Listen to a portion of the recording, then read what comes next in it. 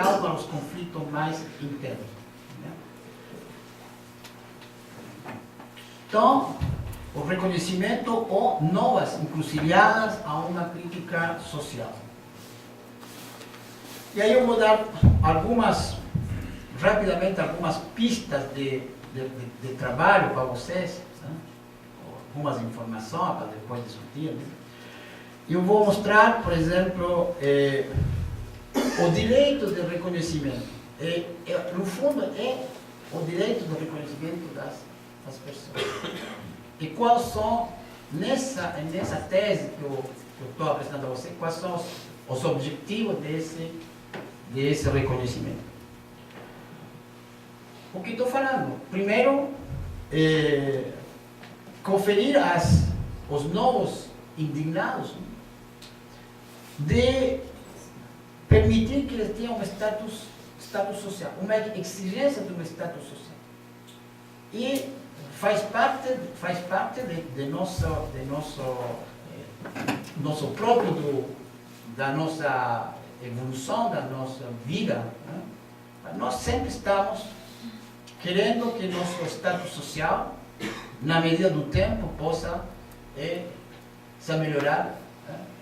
Sempre estamos na procura de um melhor status social. E quando esse status social é questionado individualmente, aparece esse problema primeiro da indignação individual. Eu me sinto frustrado daquilo, eu preciso ser reconhecido, mas eu vou ver que não sou somente eu individualmente que eu perdo meu status social, mas também eu vou ver que tem outras pessoas, coletivamente, e isso vai permitir justamente depois de criar uma reivindicação.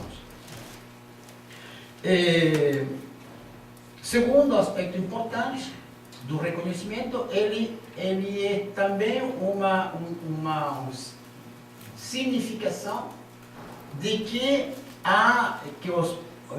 o modelo de justiça, né, é um modelo que se enfraquece na medida que há a ideia de que se eu não tenho um reconhecimento, se meu status ele vai se enfraquecer, porque a justiça não funciona. A justiça no sentido de igualdade e equidade. Então, esses dois aspectos são também aspectos que vão me levar a ter uma forma de reivindicar meu reconhecimento. Então, esse é o autor que preconiza o que eu estou a vocês falando. É um autor que vai justamente, que é o pai dessa teoria do reconhecimento. E como dizia a vocês, esse autor faz parte dessa escola alemã, que se chama a Escola de Frankfurt, e que vai na mesma perspectiva de análise, isto é, crítica à modernidade, crítica ao progresso, né? A um tipo de progresso e a um tipo de modernidade.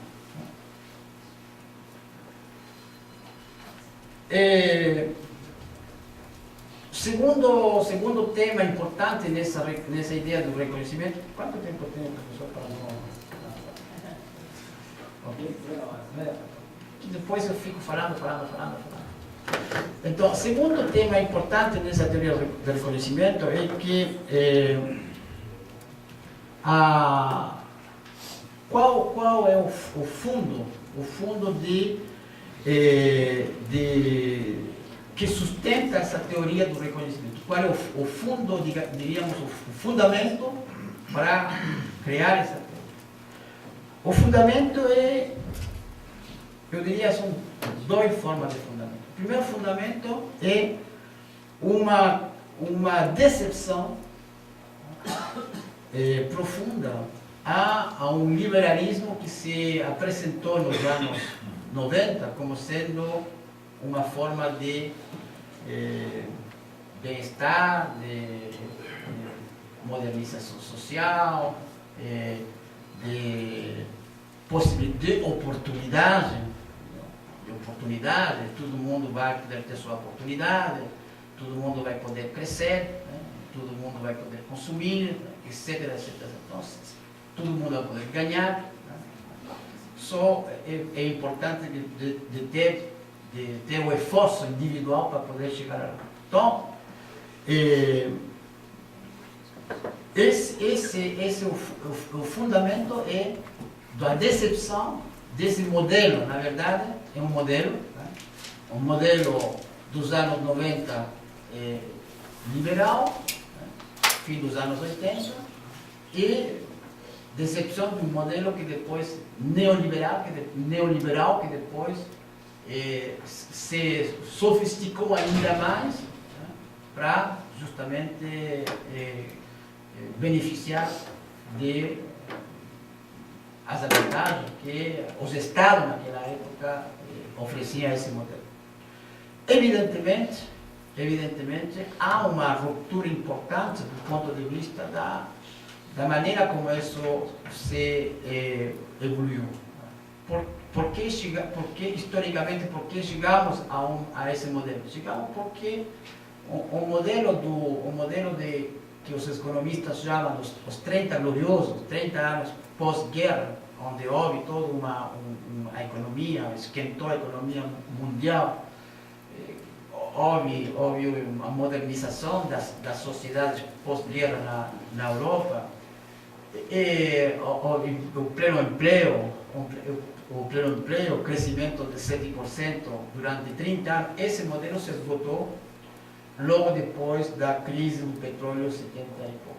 Não? E esse modelo se esgotou e o modelo liberal veio a reemplazar.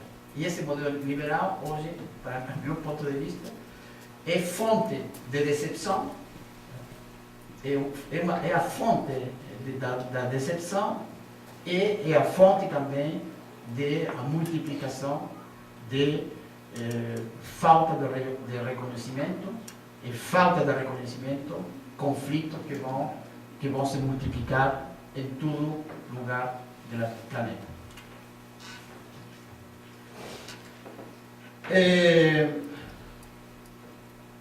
Agora, qual é o que busca essa teoria de reconhecimento? Busca duas coisas que é importante.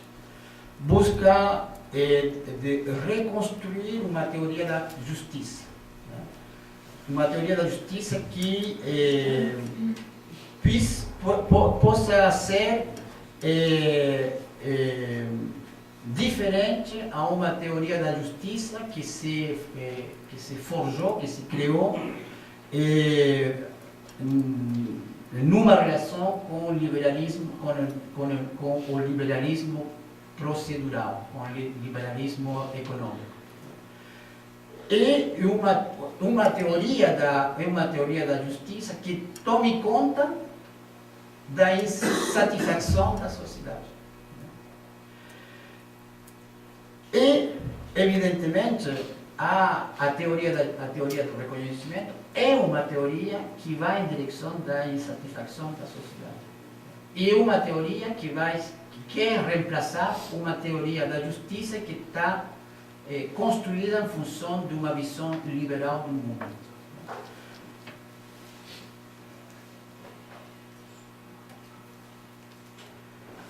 Então, eu diria que na medida que essa teoria do reconhecimento, através de uma nova teoria da justiça, evidentemente isso vai ter uma repercussão importante no que diz a respeito à dimensão ética das pessoas, à dimensão ética do cotidiano. E a questão ética é uma questão que hoje aparece sendo como fundamental para poder pensar o melhor viver da sociedade. Se uma sociedade não tem uma ética, as portas estão abertas para tudo aquilo que vocês conhecem como situação. E essa ética, essa procura de uma nova ética, permite justamente de colocar na mesa as normas morais que a sociedade tem que ter para poder funcionar com um bom viver. E o segundo aspecto importante e aí tem alguma coisa que acontece no Brasil, no que estou falando, eu acho link, podemos assim, o que acontece no Brasil. A rua não fala de ética, mas fala de outra coisa. Fala de corrupção. Aponta o problema da corrupção, aponta hacia uma categoria específica, entendeu?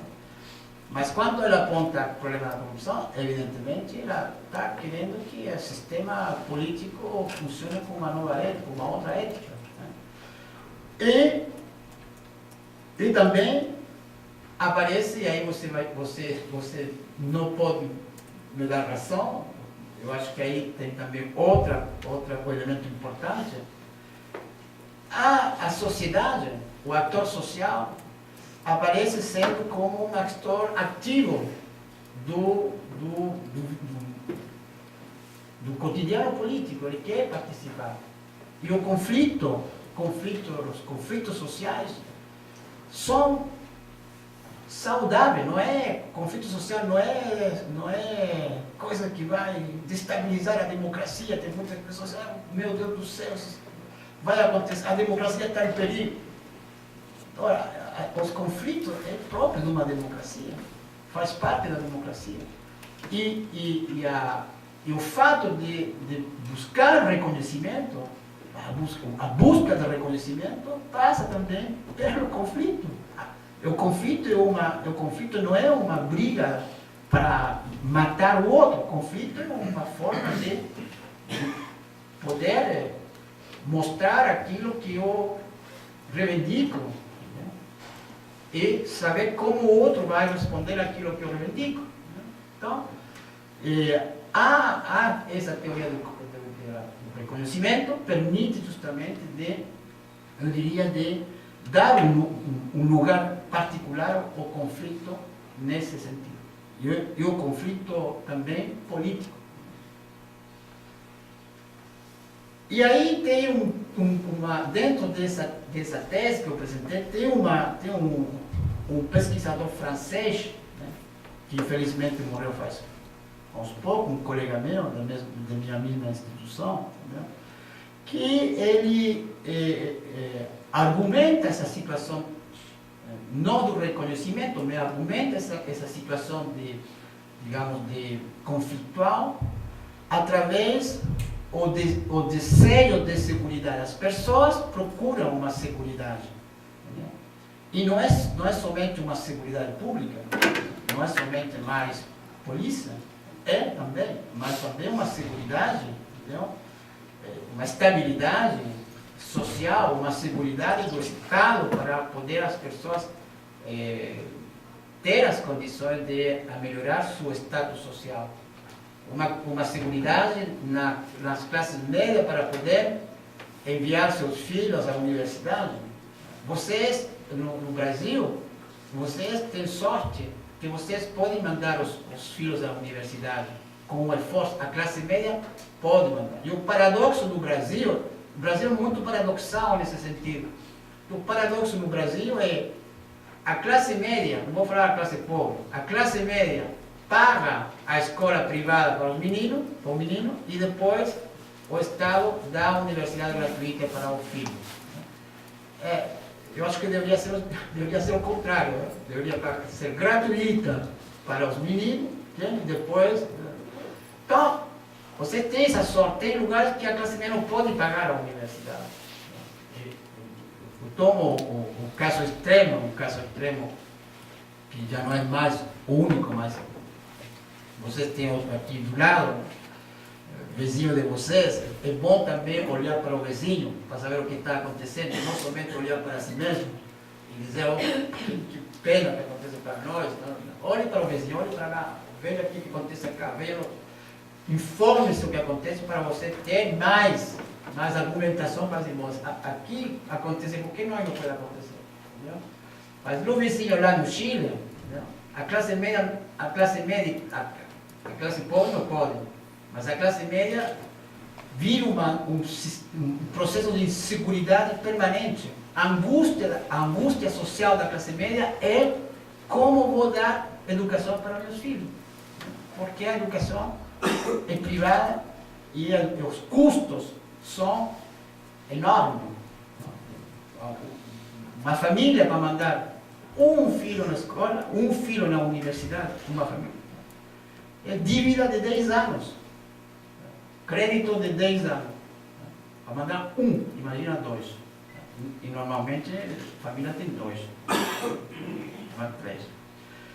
Então, há um sentimento de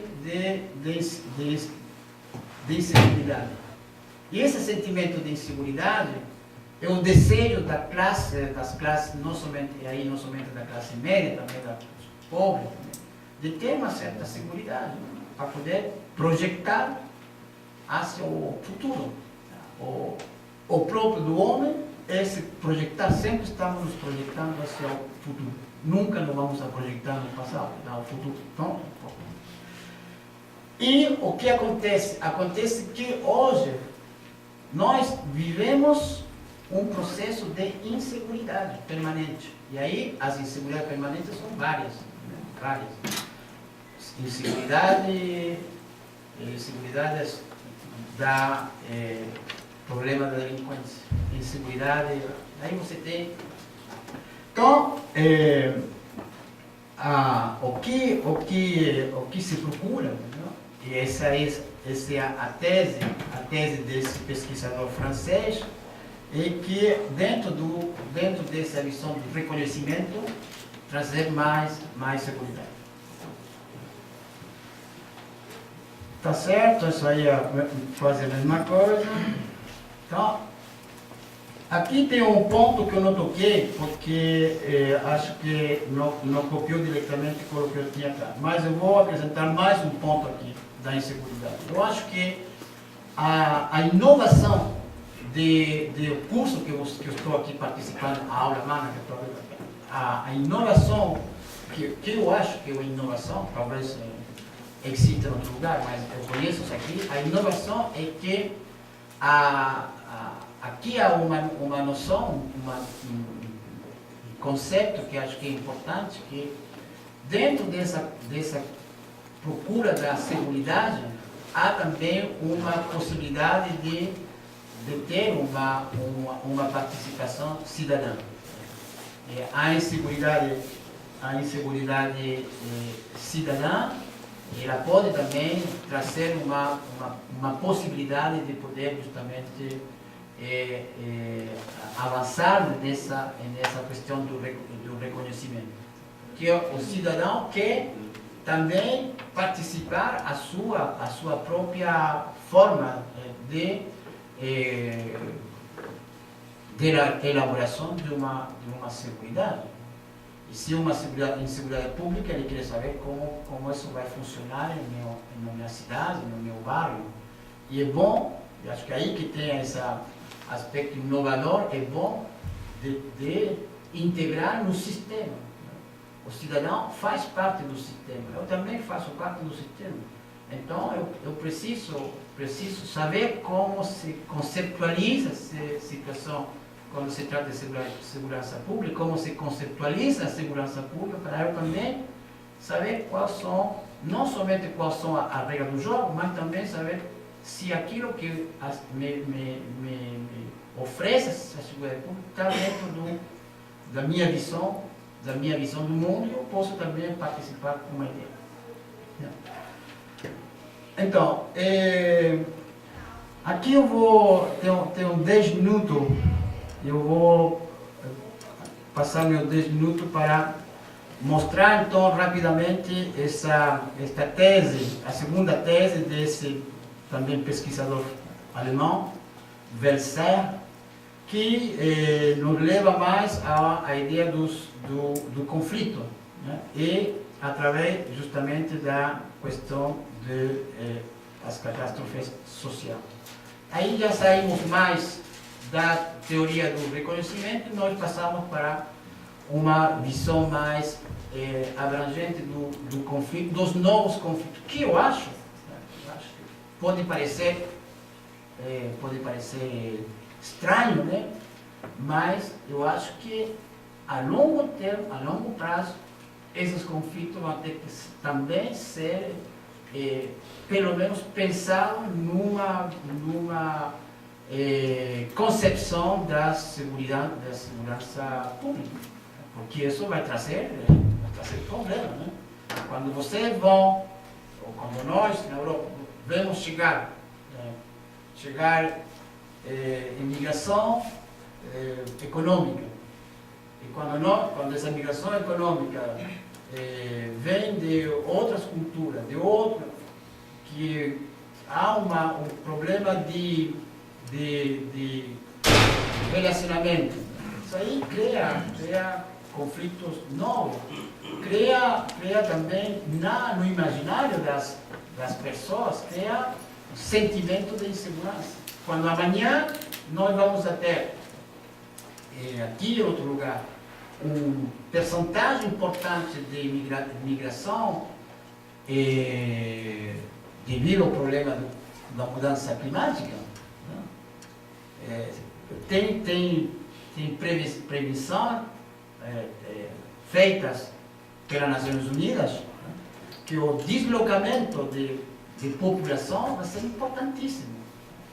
E, infelizmente ou felizmente, as autoridades vão ter que assumir uma responsabilidade. Quando as secas vão atingir o sul da América do Sul, devido ao problema de mudanças climáticas, vai ter uma imigração importante de população hacia os países europeus. Então, vai ter que ter uma forma justamente de poder lidar com aquilo. Então, o que eu quero dizer com isso? Eu quero dizer que esse tipo de situações, esse tipo de fenômenos novos, né, vai trazer novas formas também decisionais. Vai ter que tomar decisões que são diferentes, que vai ter que ter decisões que respeitem tratados internacionais, que vai ter, as Nações Unidas já tem tratados internacionais para poder lidar com esse fenômeno dos refugiados ecológicos ou climáticos, vai ter que ter também, tomar em consideração os direitos do homem, etc, etc. Então, há uma situação que vai modificar, por dizer assim, a maneira de agir.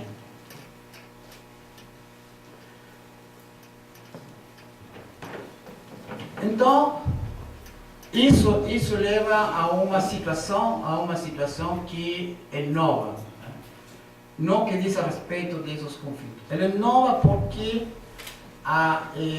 os conflitos do século XX, né? O conflito do século XIX, que para nós era um conflito, para muitos nós, para aqueles que estudam a questão do conflito, era um conflito que tinha uma grande violência, né? Esses conflitos hoje reaparecem novamente. A violência desses conflitos de hoje e os conflitos de amanhã vão ter praticamente a mesma dimensão de conflitos violentos que nós tínhamos na história do século XIX.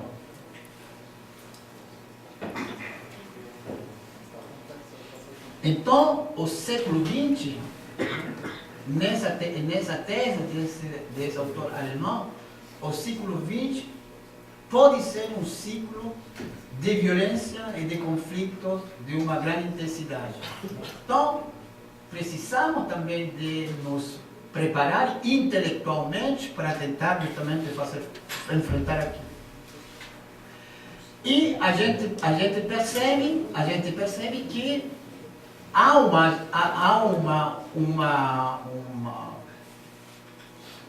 exemplos de conflitos que são de conflitos em reação à modernização e conflitos em reação à mundialização, à globalização. E aí vocês podem pegar o Google, né, e você colocar no Google essa ideia dos conflitos mundializados, e vocês vão achar, na China, você tem conflitos que são de uma grande intensidade, que reivindicam outra forma de modernização, reivindica outro modelo de modernização que tem a China. Vocês assistiram há poucos, ou talvez não passou no Brasil, no Bangladesh teve um acidente de um prédio que queimou com quase 1000 e poucos. Isso criou um conflito nacional no Bangladesh que atingiu, de uma certa forma, também na Europa. Entendeu? Então, que evidentemente atingiu moralmente, porque do ponto de vista do consumo não atingiu nada, porque o pessoal sigue comprando nessas marcas de fabricação que fabricavam nessa empresa que queimou mais de 1000 operários. Então, há uma multiplicação daquilo e aquilo se reflete de uma certa forma, você pode de uma certa forma fazer aquele link.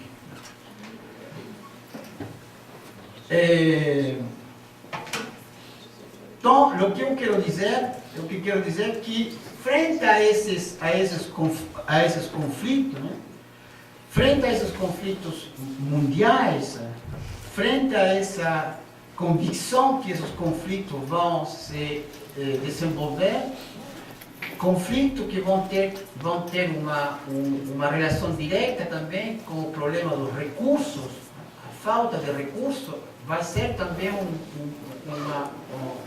elemento importante de novos conflitos. Falta de recursos naturais, falta de água em algumas regiões do mundo, vai criar um clima de violência permanente. Frente a isso, hoje, não há uma instância transnacional para poder regular aquilo. A única instância internacional que pode regular esses conflitos é a Nações Unidas, mas não tem hoje. Vocês podem ver como ela tem dificuldade para regular conflitos que são praticamente já históricos, como o conflito do Médio Oriente.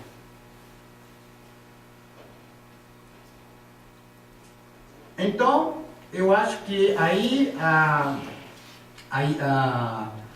violência, uma nova forma de violência vai aparecer com o problema a questão do meio ambiente, e a questão do problema dos recursos. Falta de recursos. Mas o que eu quero dizer também, para ir já fechando minha fala, esses fenômenos, a gente não pode enxergar esses fenômenos de uma forma unidimensional. A gente não pode somente se focalizar sobre uma única dimensão. Isso não vai obrigar a nós, não somente nós cientistas, pesquisadores, a tomar em consideração que para poder compreender aquilo que é de uma complexidade importante, nós estamos falando de sistemas complexos, a complexidade vai nos levar vai nos obrigar a tomar em consideração várias dimensões. E poder responder a esses fenômenos, nós vamos ter que ter uma visão multidimensional e não uma visão unidimensional. Então, eu acho que estou já quase no final, né? Então, vou dar alguns cenários do futuro dos conflitos. Né? Um minuto. Então, vou passar rapidamente qual vai ser o cenário. Tá? Qual é a hipótese desse cenário? Cada cenário tem uma hipótese. A hipótese é que nós vamos ter, no futuro, de mais e mais conflitos. e vamos ter que ter um marco teórico, um novo marco de compreensão para tentar interpretar, dar uma leitura a esses conflitos. Nós vamos ter uma multiplicação de conflitos que podem ser de um nível de violência importante. A violência não vai ser mais simplesmente focalizada em violências urbanas, mas também vai se expandir a outras partes do território.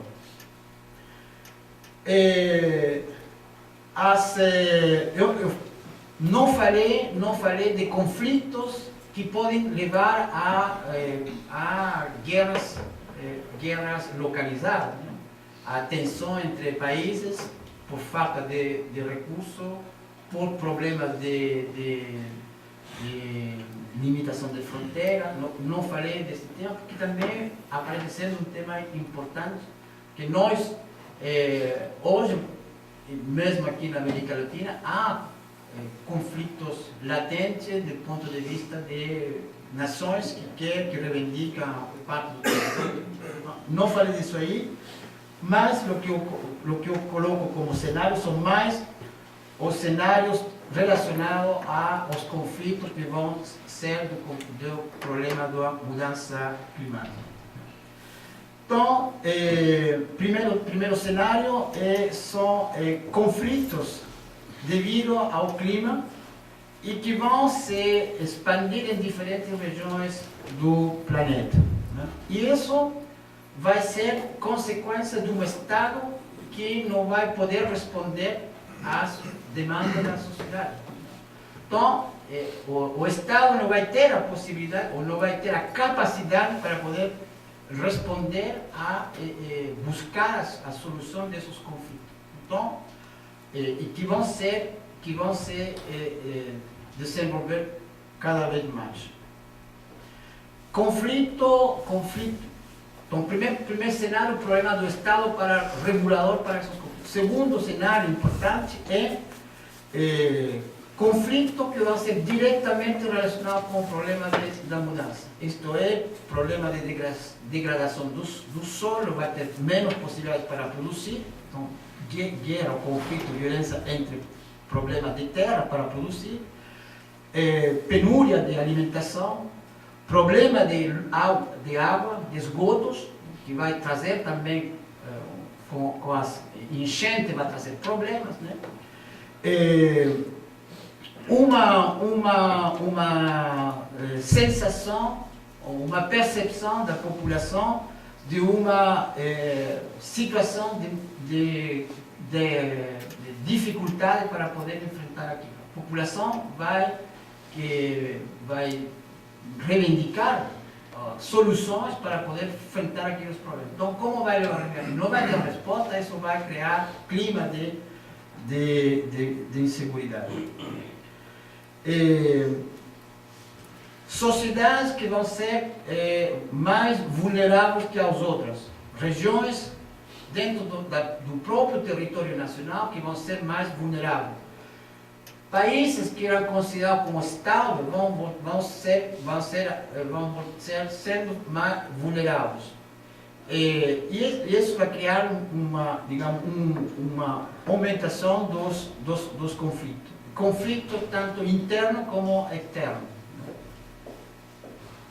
E aí aparece novamente a questão dos refugiados, dos imigrantes relacionados ao problema do conflito.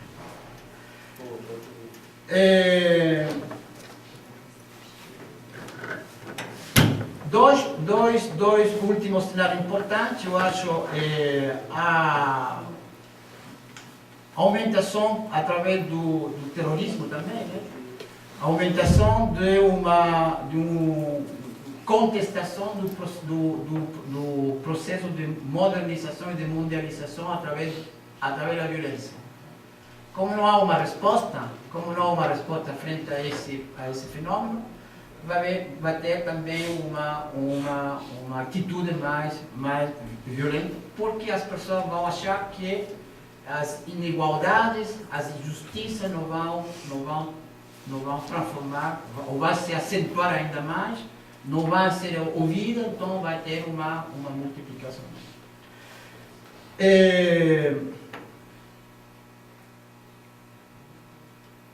Uma necessidade de controle do Estado que não vai ter, problema, outro cenário, uma búsqueda de controle do Estado, que o Estado possa controlar aquilo e o Estado não vai conseguir.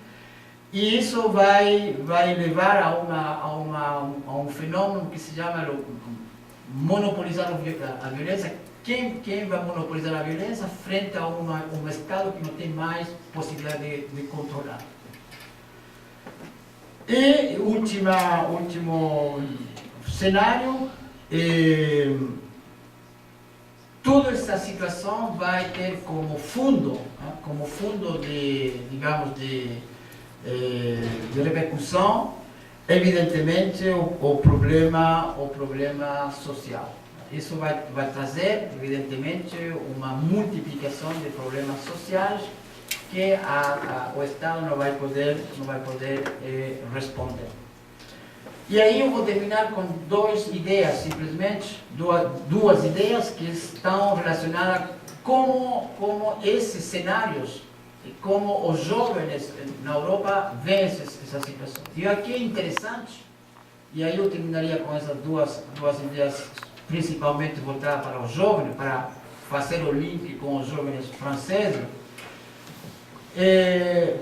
O que é interessante é que os jovens consideram que um aspecto importante para poder enfrentar essa situação de incerteza, porque aqui nós estamos falando de incertezas políticas, incerteza social, eles consideram que o que é fundamental é manter um papel não somente do Estado, mas de uma democracia. A democracia é considerada como o único meio para poder responder aquilo. Então, 70% dos jovens na Europa, frente às crises que tem, e a crise na Europa é violenta do ponto de vista social, a crise na Europa é violenta do ponto de vista da inseguridade social, o Estado protetor, como falava no começo, abandona. Porém, os jovens consideram que o Estado é a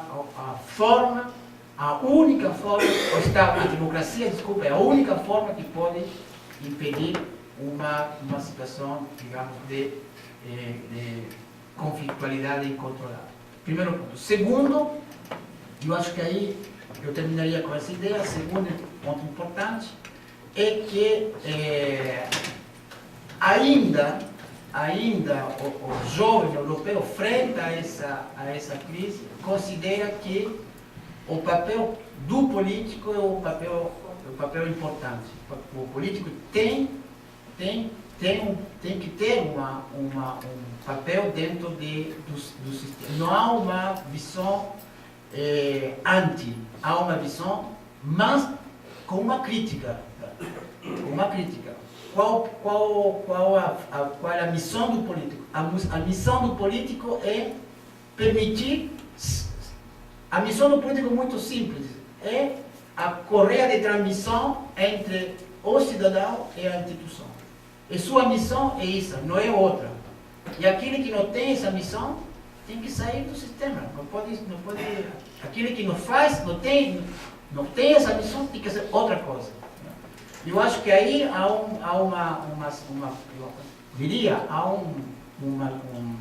perspectiva, digamos, positiva, optimista, para pensar essa realidade que não são, em muitos lugares do mundo, não são verdadeiramente hoje realidades optimistas, são mais realidades para muitas pessoas, a realidade é mais pessimista. Então, termino com essas últimas falas e agradeço a vocês por me ter ouvido e espero que a gente possa trocar algumas ideias juntos. Muito obrigado.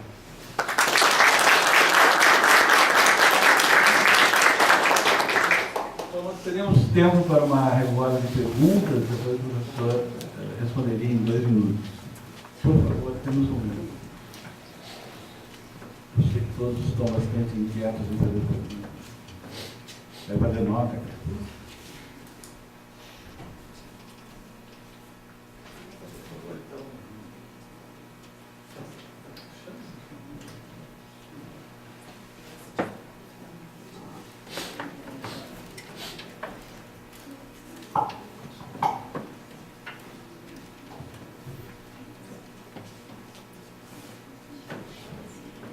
Bom, rapidamente, então, eu gostaria que fizesse um paralelo entre essas manifestações daqui da América Latina e também da Europa, porque me parecem ser manifestações populares, motivadas, construídas com a modernidade, com as redes sociais, meio à margem das instituições políticas e dos partidos políticos e das organizações sindicais, etc. Né? Aqui no Brasil, essas agora, que nós estamos vivendo, como aquelas nos países árabes, que também foram, mas por outros motivos, lá pela derrubada de poderes constituídos.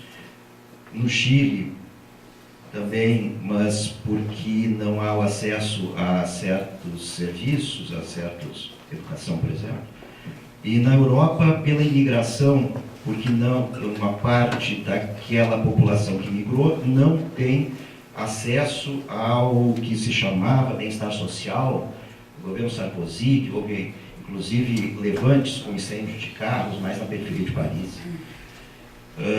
Então, um paralelo entre todos esses movimentos e o que a modernidade, a tecnologia propiciou nesse sentido. Né? E depois também, já para a segunda parte da sua fala, quando na Europa a juventude diz que para fazer frente a tudo isso é através da democracia e da política, mas também me veio à mente que foi através da democracia e da política que lá na Revolução Francesa, os ideias da Revolução Francesa, a solução para aqueles conflitos naquela época também foi democracia e política. Né? Então, gostaria que falasse um pouco sobre isso, se não continua sendo, então, hoje, o que lá das ideias da Revolução Francesa. Muito obrigado. Paulo pediu a palavra no Estado. Pediu a senhora da questão, mas pode ser sem microfone. A pergunta que eu faço... O microfone está sendo gravado. O microfone está sendo gravado. Vai para o Facebook amanhã, agora. Isso, tá bom. A pergunta que eu faço é: quando não houve crise na Europa? Quando a Europa não esteve em crise? A gente pega um livro qualquer da história e vai folheando os capítulos. Queda do Império Romano, invasões bárbaras, peste negra, invasões isso, invasões aquilo, guerra dos 100 anos, guerras religiosas, guerra dos 30 anos, Revolução Francesa, guerras napoleônicas, Primeira Guerra Mundial, Segunda Guerra Mundial. E agora um período relativamente curioso de uma certa paz na Europa, com exceção, evidentemente, da Guerra dos Balcãs. Né? Então, quer dizer assim, quando é que a Europa, afinal, não esteve em crise? A Europa parece assim, um permanente conflito, trocas de governos, agitações sociais periódicas, espera-se a normalidade da Europa. Então, a ideia da pergunta seria nesse enfoque. O que tem de novo, afinal? É claro que toda crise, uma é diferente da outra, elas não se repetem. O que se repete é o fato de sempre parecer existir alguma crise ou conflito.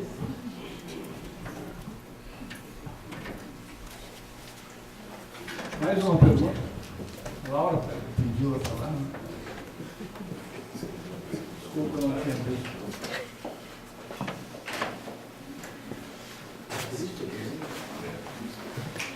Bom, eu queria que o senhor, de novo, analisasse as manifestações, acho que é muito interessante.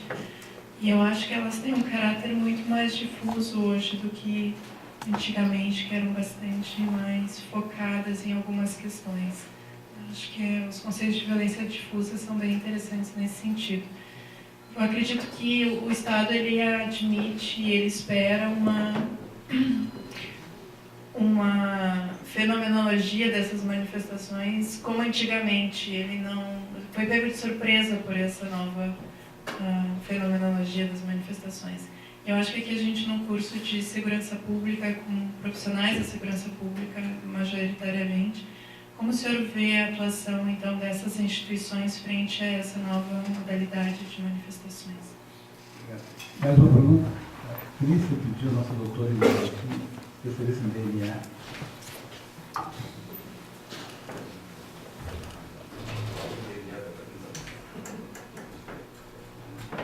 Bom, pegando o gancho da pergunta da colega, diante desse movimento todo, muito recente, que a gente está passando no Brasil, essa dualidade de enfrentamento ou não da segurança pública, como o senhor vê essa situação que hoje nós, que somos de segurança pública, passamos no momento em que nos deparamos com um movimento que é legítimo e aquela tênue linha entre a legitimidade e o que segue a uma invasão, né, dos direitos maiores, digamos assim, que seria patrimônio, né, não só o público, mas também o privado. Como essa linha ela é detectada? Qual é essa atuação hoje da segurança pública nesses movimentos? Não sei se o senhor tem acompanhado, em São Paulo, no Rio de Janeiro e até aqui em Porto Alegre. Como esse comportamento seria avaliado? Está de acordo ou não? Na sua ótica, por favor. Mais alguma pergunta? Então, Pedro Veiga vai responder, mas ele também, terça-feira à noite, ele vai dar uma aula na nossa disciplina de Direitos Humanos, também poderá responder lá, terça, às 7 da noite, sala 208.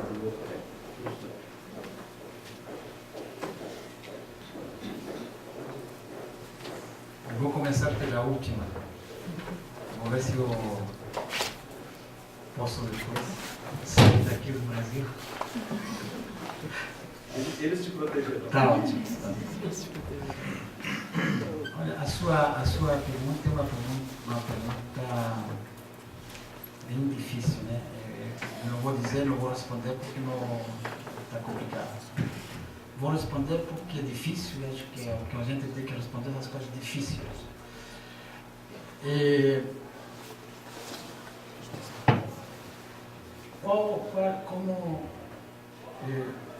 Acho que isso aí tem que se contextualizar em um Estado de Direito.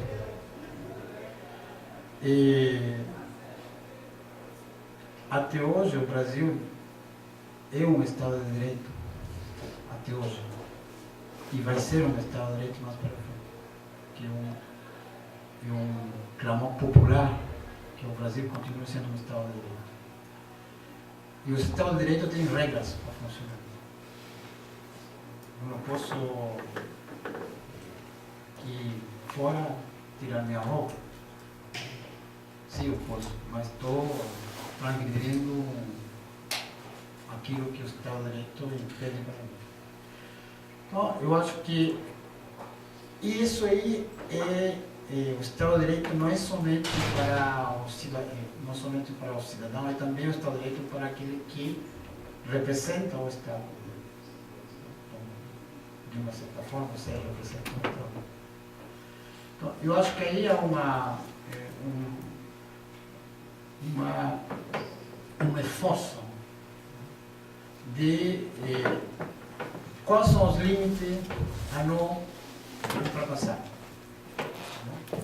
De dois lados. Nós vivemos uma situação muito tensa na Europa, pelo que você falou. E nós temos situações bem difíceis frente a realidades que muitas vezes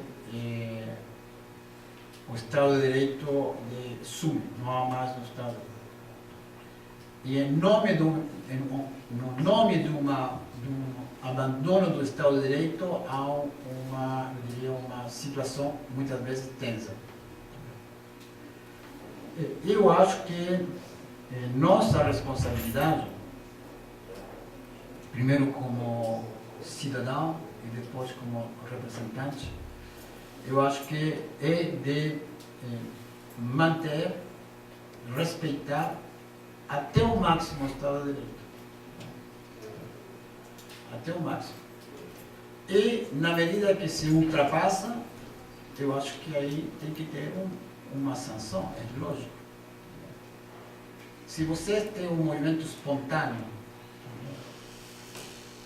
que é fruto daquilo que vocês conquistaram estes últimos 40 anos, que se chama democracia, que os seus filhos vão na rua para reivindicar aquilo que parece sendo para eles correto, e que vão na rua respeitando o Estado de Direito, a democracia, a Constituição brasileira tem uma parte que diz: você tem o direito de manifestar, na medida do direito do Estado, das regras da justiça, manifestar o que você sente. Então, na medida que essas pessoas vão na rua se